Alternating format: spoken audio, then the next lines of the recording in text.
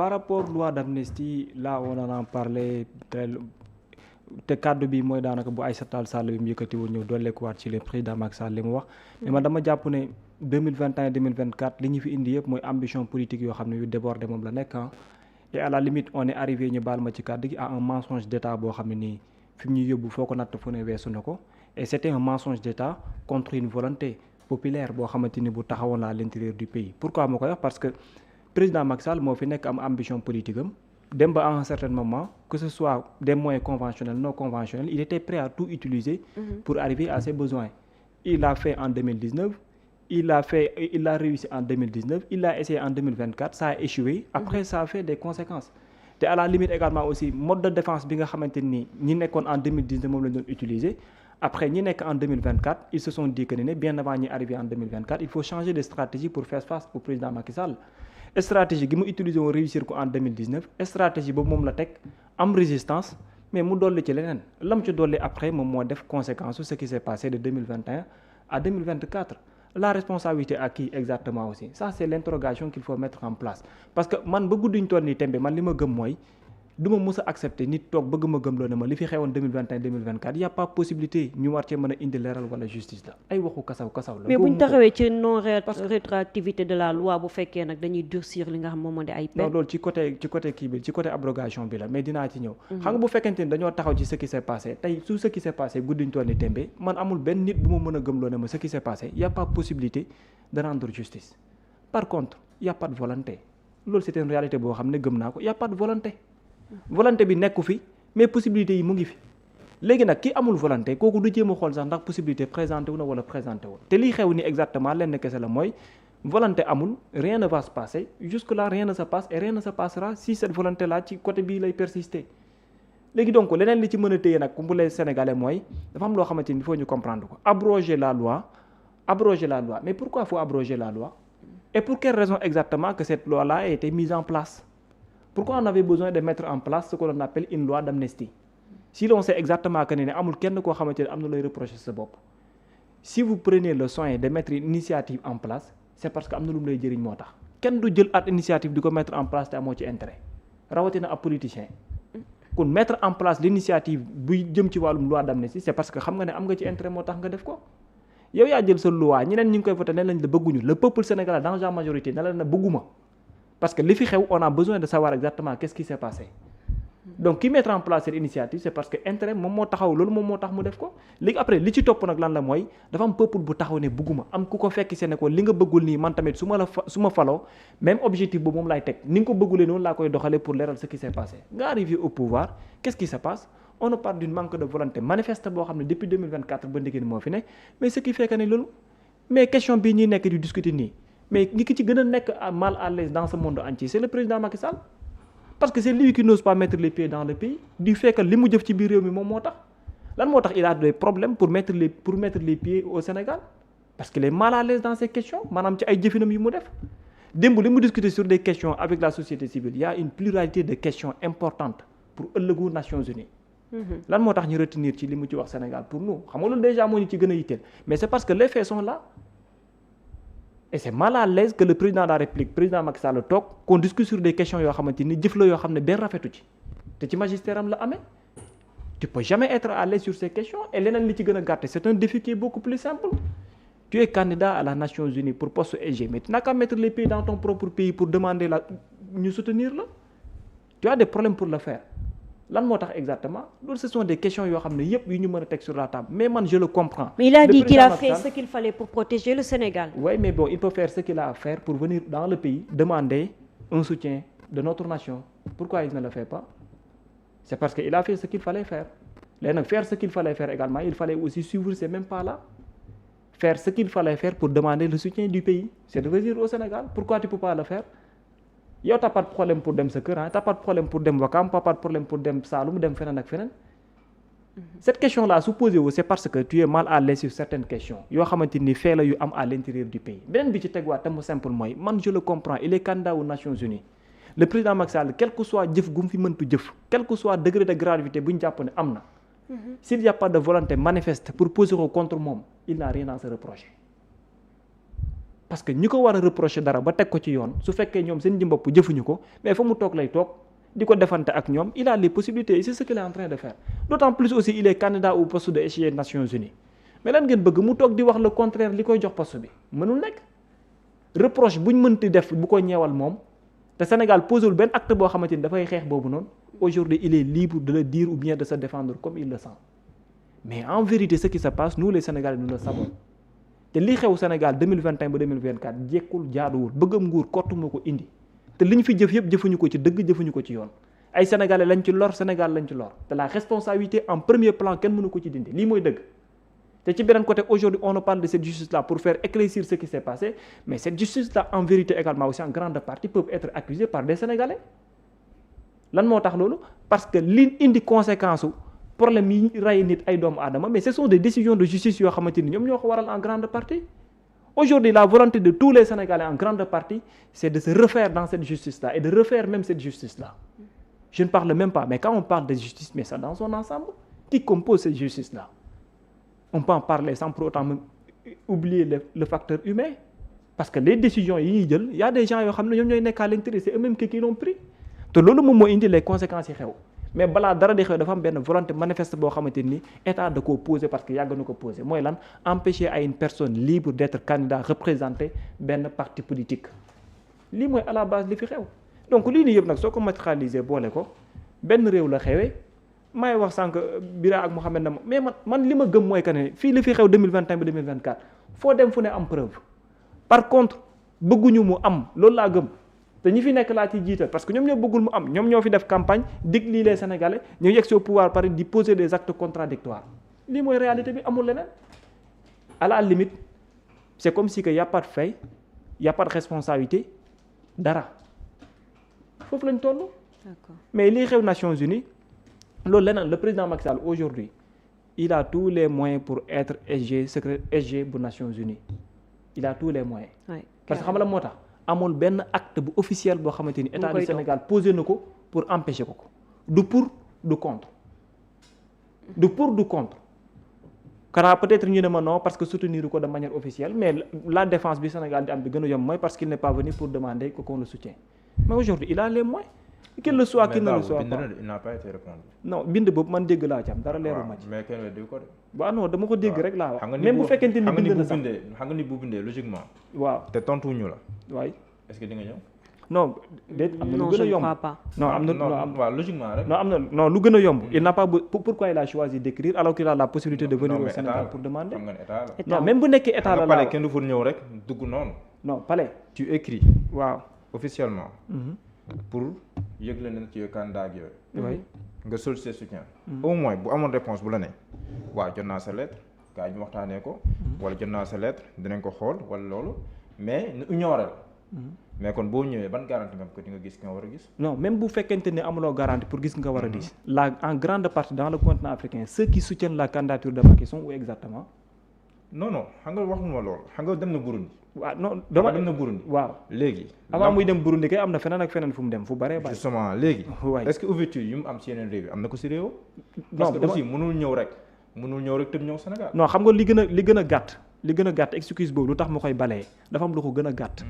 président Macky Sall il a un parti politique doyen bi mu am aujourd'hui tey au niveau national bay jéem a conquérir poste SG ONU parti politique am moo ko may avec ses partisans au niveau national. le fait que d'avoir la volonté tout court devrait l'amener au niveau national pour discuter ak ñi ko jox doyen bi mu am ba dem naan day jëfay wutu ji ONU. loolu kese rek dayoon non lii c'est pas politique. le parti politique. lii c'est pas politique non waxuma xam nga loolu c'est une erreur. xam nga bu basé woon ci parti politique bàyyil mu wax la xam nga tax loolu di nekk erreur. bàyyil mu wax la xam nga lu tax mu wax la loolu. parce que dama ne aujourd'hui c'est pas une question pour baser wu ci politique mais les personnes qui se manifestent derrière lui c'est parce que soutien politique bi ñu doon am ci moom moo tax ñu indi doy boobu auprès de lui aujourd'hui mais bu fekkee ci sens étatique la ñuy dem il n'avait pas besoin d'écrire parce que c'est l'ancien président de la République. non si. tant que non mais. nekk Sénégal le président Macky Sall li tax question bi nekk équation ci moom te mu doon problème bi gën a mag bi gën a manifeste. le président Macky Sall en vérité il fait des calculs pour venir au Sénégal te loolu mooy problème bi gën a manifeste mooy pourquoi il fait des calculs pour venir au Sénégal il n'avait pas besoin de faire de ces calculs là. les anciens chefs d'État kenn ku ci ne ci ñoom à chaque fois ñu bëgg a teg seen tànk biir réew mi dañ koy def sans problème pourquoi lui il fait des calculs pour le faire tu ne penses pas que enjeu yi c'est beaucoup plus diplomatique que non sens interne. Diallo mu ngi wax sànq mais côté boobu d'accord ma ci moom si Macky Sall gagne dafay nërmeelal la diplomatie en quoi nërmeelal diplomatie Sénégal yow président Macky Sall li muy wut ni dans un sens là poste EG bu ONU moom la nekk ña koy nommé mooy conseil sécurité bu ONU ñoom lay doon ñooñu seen doyo en termes de diplomatie fan lay représenté mooy les pays yi nga xam ne ñoom ñooy siéger au niveau du conseil de sécurité ñooñu seen relation ak le Sénégal ça n'a rien à voir ak ñu soutenir Macky Sall ñu ñàkk koo soutenir mu gagné ko mu perte ko la ñuy sekk ci benn côté dynamique boobu lay yóbbee ce sont des coopérations qui marchent dans des sens diplomatiques yoo xamante ni rien à voir avec ça le président Macky Sall il peut gagner comme il peut perdre te aujourd'hui la volonté manifeste de pas mal d'Africains aujourd'hui mooy mu gagner parce que c'est benn côté peut-être pour l'intérêt du continent africain la mais moom ci jëm boppam dama ne poste gi muy yóotu fu mu ko mën a campagne ji fu mu ko mën a wëree ji fa mu soqee koo daf cay am solo aujourd'hui même bu fekkee mënul am maanaam bénéfice yu Sénégal mais mu ñëwoon tey jii nii génnoon ne ci territoire national bi génn ñu ne président Macky Sall moom moo bëgg poste bi kese mais dafa am loo xam ne mën na ko yokk aux yeux de l'international parce que bu dara lul dara sëb dëkk manifester bi ñu mën a am dans son propre pays mais am na ñoo xam ne tey bokkuñu ak président Macky Sall bu fi ñëwoon tey di def comme genre benn tournée pour wane ne poste ONU bi la bokkuñu moom parti politique mais dinañ génn dem accompagner ko de parce que dañuy def la part des choses tout comme également am na ñoo xamante ni politiquement mën nañu am benn volonté bu yooyu ni mais Sénégal li fi xew ni ba ñu ne attirer soutenir ko mais du sens interne bi yëpp côté politique la li tax Sénégal deful manifester wul publiquement que da koy soutenir mais li ci en grande partie les politique la politique moo gën a tax que Sénégal côté politique foofu politique la dinaa ko nangu parce que dafa am benn incohérence boo xam te ne souligné woon naa ko mënoo nekk leader de parti jiite parti politique yor sa siège daf fa sa ngandam photo ba léegi yow yaay président wala secrétaire exécutif wala seen parti bi nu ñu ko tuddee. non moo jiite parti mooy le président de l'APR oui. mooy le président de l'APR il est toujours présidentiable. élection yi passé ci 2024 il était tête de liste. rien que pour ça il est un rival un potentiel rival de celui qui est à la tête du pays. non mënoo nekk son principal rival jiite le parti de l'opposition jiite ko jusqu'à présent nekk tête de liste élection pour am majorité à l'Assemblée pour xañ ma majorité wëlbatiku ni ma léegi kaay jàppale ma dama soxla poste ONU loolu mooy aspect politique bi te foofu dafa am incohérence totale Abdou Diouf bi mu bëggee poste francophonie il n'était plus à la tête du PS. oui foofu mooy incohérence bi mooy wàllum politique bi mbubu politique bi da nga koy summi teg ko ne non gën a yaatu loolu man dama gëm sax ne maanaam jéggi na wàllum politique bi dem bu yàgg c'est-à-dire jéggi na wàllum politique bi politique ci la bokk ak grande partie les Sénégal mais bon dafa jéggi parfois ci wàllum politique bi parce que volonté bi am dama ne ce sont des faits yoo xam ne l'État du Sénégal ne peut pas être en contradiction avec lui-même loolu wax naa ko fii dama ne xam lu tax mu wax loolu Ousmane Sonko Bassirou Diomaye Diakhar Faye ñoom ñoo nekk dans l'opposition di campagne de président Macky Sall lu bon lu yàqu ci réew mi moom la mais mënuñoo xëy di ko baaxal nit ki nga ne dafa bon moom dafa bon parce que ñoom ñoo taxaw ne président Macky Sall ci jëm boppam lu fi bon ci réew mi lu fi yàqu ñoom la. ça serait incohérent de le soutenir te une fois ñu arrivé au pouvoir dinañ def le tout bari justice ñu rendre ko aujourd'hui tey ñu ñëw falu ba pare teguñu benn acte bu tax ñu nekk di wax il peut le faire au niveau national mais au niveau international également aussi posé wuñ acte boo xam ne contre mais par contre au niveau national tey mënuloo ko jàppale parce que boo ko jàppalee ci ONU poste boobu mu jiite ko c'est comme si da nga naan kii kat wax dëgg yàlla ku mérite poste bi la ku war a mën a régler situation sécuritaire yi nekk dans le monde entier la dans l'aspect social il a un rôle à jouer dans le continent africain tout comme également dans le monde entier alors que yow avant ngay falu da nga ñëw posé waat benn acte boo xamante ni kon mënuloo wax lii démb ba pare ñëwaat tey waxaat leneen par contre par rapport aux actes également aussi mënees nga jàpp ne manque de volonté bi ba léegi mu ngi fi mais mënul possible par contre c'est comme si que le président de la République il ne le veut pas wala soit il fait des calculs wala soit je ne veux pas utiliser le mot courage wala il ne veut pas venir au Sénégal parce que man xaw ma lu ëmb ñàkk ñëwam Sénégal mais le fait que mu ñàkk ñëw biir Sénégal ci benn côté également aussi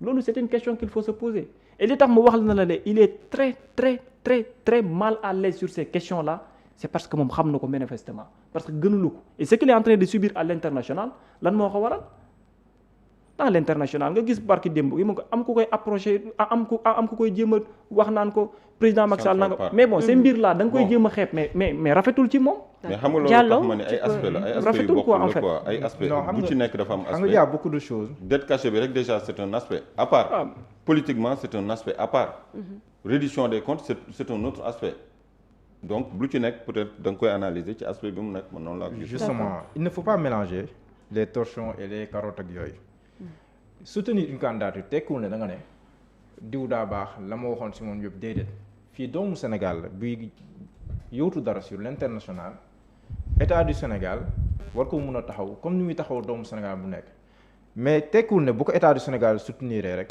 li Sonko waxoon si moom wala li Diomaye waxoon si moom loolu yëpp dañuy weddi seen non parce que il faut dissocier l'état des individualités Ousmane Sonko Ousmane ak Bassirou Diomaye Faye kii président la tey kii premier ministre tey mais ñoon duñ état du Sénégal dañ fiy jóge état du Sénégal des mais ku sargal président Abdoulaye Wade mu mérité ko lool sànq Birame mu koy fàttali mais am na lu fi xewoon sous président Abdoulaye Wade am na ñu fi ñàkk seen bakkan bi ñuy dëgmal élection 2012 au moins 12 voire 14 personnes.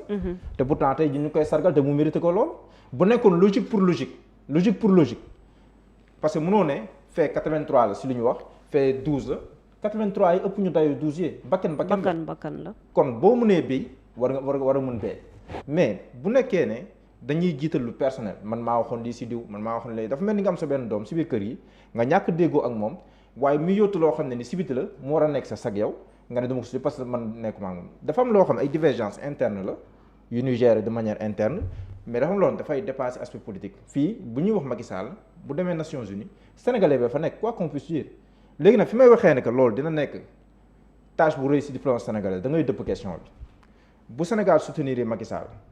Macky Sall nekk secrétaire général des Nations Unies loolu dafay yëkkati diplomatie Sénégal wala daf koy wàccee bu ko soutenir. laaj bu sampu la. non daf koy yëkki maanaam Sénégal bu soutenir président Macky Sall mu nekk secrétaire général des Nations Unies loolu dafay taaral démocratie sénégalaise daf koy yëkki day wane dayoo bu Sénégal am diplomatiquement parlant sur le monde. dans n'est-ce le pas monde oui. léegi bu contraire amee kon ça veut dire que effet contraire mooy am. c'est l'effet contraire parce que nii naan na ñëw la moo tax ñëwul ñoom waxuñu raison ba moo tax soutenir ko de ñoom waxuñu ñëwul moo tax soutenir ko de. dañoo noppi rek. ñoom dañoo ne sans réponse. li fi xewoon. moo tax mënuñu koo soutenir kon ñëw beeg ñàkk ñëw bi nekkul loolay problème. d'accord parce que bu nekkee bu fi ñëwee ñu soutenir ko. kon fa tam ne leen poser question kon ndax jëmmi Macky Sall la ndax ñëwum Sénégal la wala ndax li mu fi def la. d'accord ñëw bi moo gën a tuuti te ni nag boo bindee tontuwuñu la wax dëgg yàlla loo fay def wala da ngay ñëw fii taxaw nii rek taxawaalu dem sa siège part dem feneen dem après delluwaat sa kër kam moo lay recevoir la moo tax ñu recevoir au Burundi c'est parce que da nga ko ubbil buntu foofu mais bu sañoon kay fii la nga koy recevoir d'accord mais est-ce que président fi agenda am toll président Macky Sall fi agenda am toll mi yóotu secrétariat général des Nations Unies mën na jékki-jékki rek ñëw Sénégal de manière hasardeuse te amul benn maîtrise ci agenda am fii bu fi ñëwee ndax da nga gis président am déet ban garantie la seet. et pour son image aussi. mais lii état bind la xam man su ma toogoon fii naan président dama laa bëgg a gis président dama laa bëgg a gis 50 ans du ma gis président mais en revanche su ma ko bindee demande d'audience foofu mun ne ma tontu ne la président kat jot na soj kii léegi ñu lay jox bés sàngam pour nga mën a ñëw état noonu lay doxee nekkuñu ci voilà état noonu lay doxee. fii nii sax yow sa kilifa boo ko bëggee gis da nga koy woo ne ko dama laa bëgg gis nangam mu ubbi la bunti mais doo ñëw rek fëgg bi ne ko dama laa bëgg gis non affaire yi nag état la buñ ko jëlee noonu c'est gars yi ñooy wax loolu naan la moo tax ñëw bëggoon ñëw mais en réalité ñëw bi gars yi da nga koo taafantaloo mais du ñëw bee tax soutenir ko ñoom danoo ne li mu fi def dama jàpp ne li mu fi def sax loolu c'est une raison kii parce que ñi ko expliqué wala ki ko expliqué sax nekkul moo gën a yey si expliqué ko mais il y a des calculs personnels yoo xam moom moo nekk derrière tout ça et man je m'interroge encore sur le silence du premier ministre Ousmane Sonko par rapport à cette question je m'interroge sur son silence xaw ma nag silence nu mu tekki mais je m'interroge sur son silence. D'accord par rapport ak non. et le président de la République qui s'est pas prononcé. voilà à plus forte raison le président. non parce que foofu man je pense que. la diplomatie sénégalaise. Diallo man am naa question par rapport ak. d'accord naa li nga wax aussi que ni. bu faloo day nërmel diplomatie sénégalaise kon xanaa diplomatie bu Burundi moom day daal di. fay abadan non xam nga du benn xam nga tax yow boo doon yóotu benn affaire bira ma xam ne. soutien bi gënoon logique si man soutenirul ma la boo demee ba am ndam bira est-ce que ëllëg man am naa loo may xoolee comme dayo am naa wala naa. jàppale wuñ ko waaye teewul non gagné na. yow nga fal poste Nations Unies c'est pas pour un état. non c'est pas pour un état. mais c'est pour bu une Macky Sall organisation. jàllee seen diplomatie Sénégal day nërmelu. waaw wax jooju moom il faut que ñu tegaat ko. waaw léegi ku nekk joxe son point de vue. waaw non d'accord naa léegi. parce que léegi parce que déjà. dañ ñoo njëkk a wax ni Union africaine moo ko soutenir. ñu dem ba ci biir on s'est rendu compte que Burundi moo ko loolu porté. amul. waaw. Burundi ce n'est même pas l'Afrique de l'Ouest. Oui. c'est vrai, ak je suis Macky d'accord. Sall relation yi mu amoon les pays de l'Afrique de je l'Ouest. suis d'accord Bira. mais jiite léegi na nation Union africaine. mu bàyyi ba le Burundi jël témoin Union africaine mu jàllale fa candidature am comme si c'était l'Union africaine après on s'est rendu compte que c'est pas C'était l'Union le africaine Burundi, ouais. ñu bëri dañu teg seen veto. Oui. mu nekk ay wax yu bëri yu waroo c'est pas seulement le Sénégal qui refuse c'est il y a d'autres pays africains qui refusent de soutenir sa candidature. te loolu aussi mën nañ leen ko nangul parce que est-ce que ku ci nekk dam na ci ñoom waxtaan ak ñoom Sénégal tey rien n'empêche au président Macky Sall de venir au mais pays. Union africaine 54 pays la Bira. mais dama ni Sénégal instant bi nangu nangu nga dem si 54 pays yëpp. non pas dem fa. mais dama ni ñenn ñi nga xam te ni bañ nañu est-ce que am na koo xam te ni nee na ñëw na waxtaan ak man mais nanguwuma parce que dama am candidat wala bëgguma mêler à sa candidature. est-ce que tey président Macky Sall falu dafay tax ñooñu am problème ak Nations Unies. non rien à voir. Non, j'aime pas dire ça. Léegi Bira, léegi ba pare ñu Sénégal léegi- dis-moi bu pour Sénégal la dernière soutenir, question léegi pour la Sénégal- dernière question. Oui. Qu'est-ce qui empêche au président Macky Sall. Oui. de venir au Sénégal de se déambuler dans les rues de Dakar am na fi kër am na fi ay kër am na fi ay biens am na fi siège parti am na fi ay membres wax ak ñoom wala wax ak sénégalais yi comme bon lui semble. mais Est-ce que ça serait bon aussi pour son image? président Abdou Diouf. président Abdou Diouf kañ la gis Sénégal. c'est-à-dire Par président exemple, Abdou si Diouf kañ la toutefois gis qu'il Sénégal. vient nekkatul ici président au Sénégal francophonie sax. et qu'on waaw, bu lui- ñëw mais bu kañ- ñëwee c'est pas un événement Abdou Diouf mu ngi ñëw ça ne ci serait justement, pas mais une belle bu image ñëwul, ça ne pose pas pour problème. pour le poste N'est-ce pas? waaw mais secrétariat. nekkatul. waaw kii. non Affaire yaa ngay crainte bi jaxasoo. gën a graaw. léegi xam nga man fa laay waxee Bira mais est-ce que Bira mën nga d'accord ak man léegi d'accord naa ak sa logique ah d'accord naa léegi sama question bi bu Sénégal tungoomee candidature président Macky Sall bu président Macky Sall nekkee secrétaire général des Nations Unies. lan la ci Sénégal di loolu gagné. est-ce que sag la si diplomatie sénégalaise am déet. Sénégal bu ko ti ngomee sac la ci diplomatie sénégalaise ndax diplomatie bee ko tingom waaye léegi Sénégal bu ne pour des raisons pour des raisons est-ce que c'est une et puis est-ce que c'est forcé que dañ ko war a soutenir parce que ñoom ñu ko bañ a soutenir am nañ seeni raison et puis n'oublie pas que le pays aussi da ngay jiite réew mi mais jiite réew mi taxul tu rames à contre-courant des intérêts de la majorité des Sénégalais clameur boobu noonu tey xam nga am na loo ma fi waxoon si côté boobu. ne woon nga ma intérêt ne ngeen majorité sénégalais nan leen koy nattee. waaw léegi nan la ñuy nattee ne que majorité sénégalais yi ànduñu ci candidat président. moom laa lay wax léegi ñàkk ñëw Bira léegi est-ce que d'accord nga léegi su ma la bindee Bira. waaw nga bañ maa tontu loolu mën na nekk signal si man ngir ma bañ a ñëw. da nga ma bind pour yëgal ma ni da ngay candidater. Oui. mais yow mën nga ma bindal yëgal ma ni da nga bëgg audience te Macky Sall bu bëggoon audience ci Diomaye da koy am te rien n'empêche muy Sénégal muy biti réew bu ko bëggee gis dina ko gis bu dee jàmm ak salaam moo am en tant que ancien président Sénégal mooy fay Macky Sall ba léegi ne l'oublions pas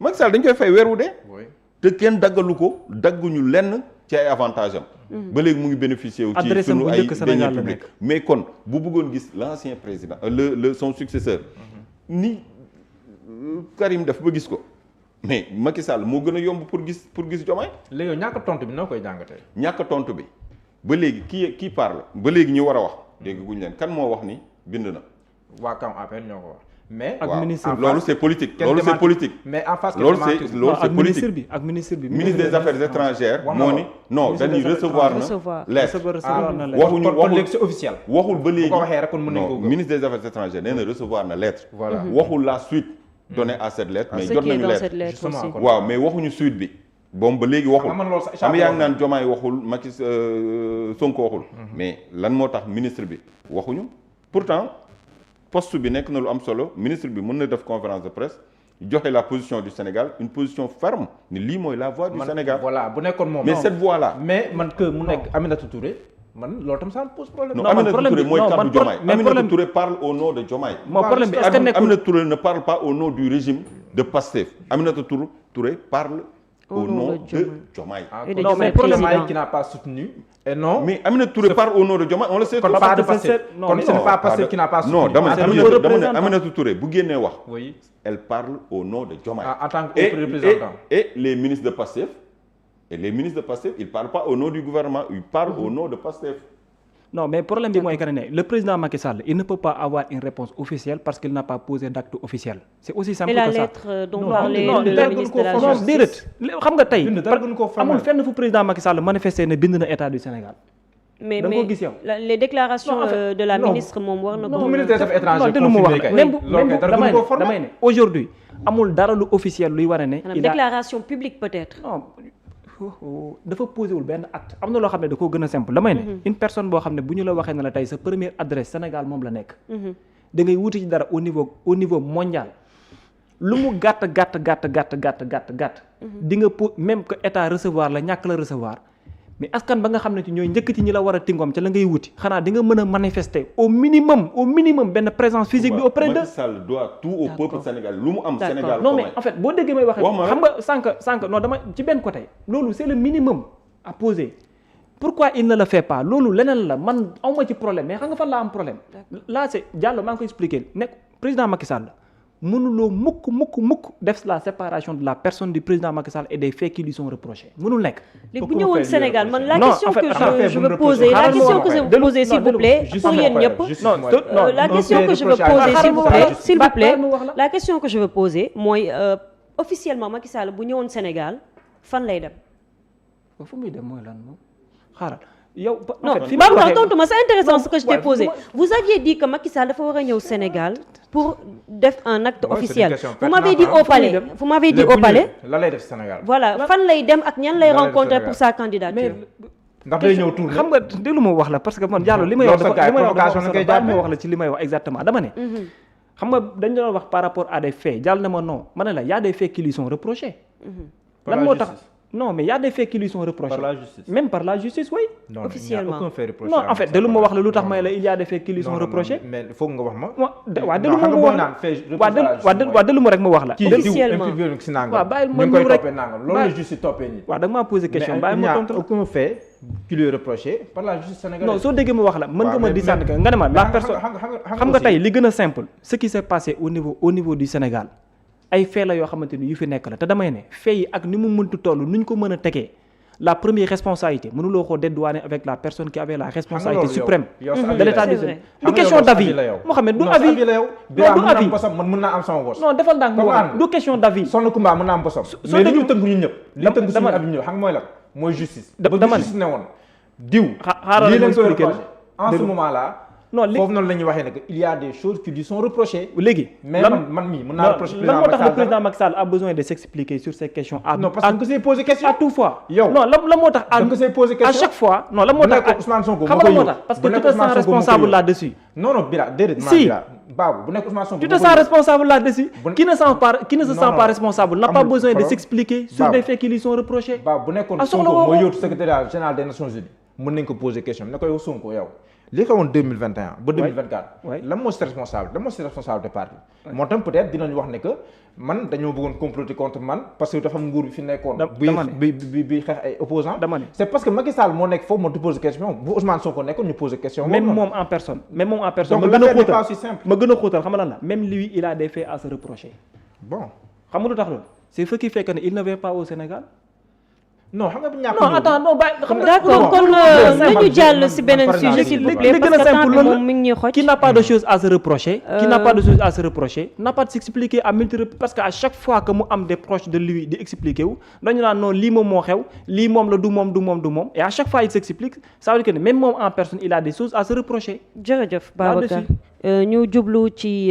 ñetteelu poñ bi ñu génn léegi moom mooy ñeewaloon li nga xam ne rek moom mooy li nga xam ne moom moo jàkkaarloo Macky Sall par rapport ak li nga xam ne moom mooy poste secrétariat général bu ONU dañuy ñëw ci réorganisation parti PASTEF par rapport ak nomination yi nga xam ne jot nañ koo gis Babacar nga ñëw ci détails yi. waaw démb moom moo nekkoon benn xibaar boo xam ne bu wàcc la aux yeux des Sénégalais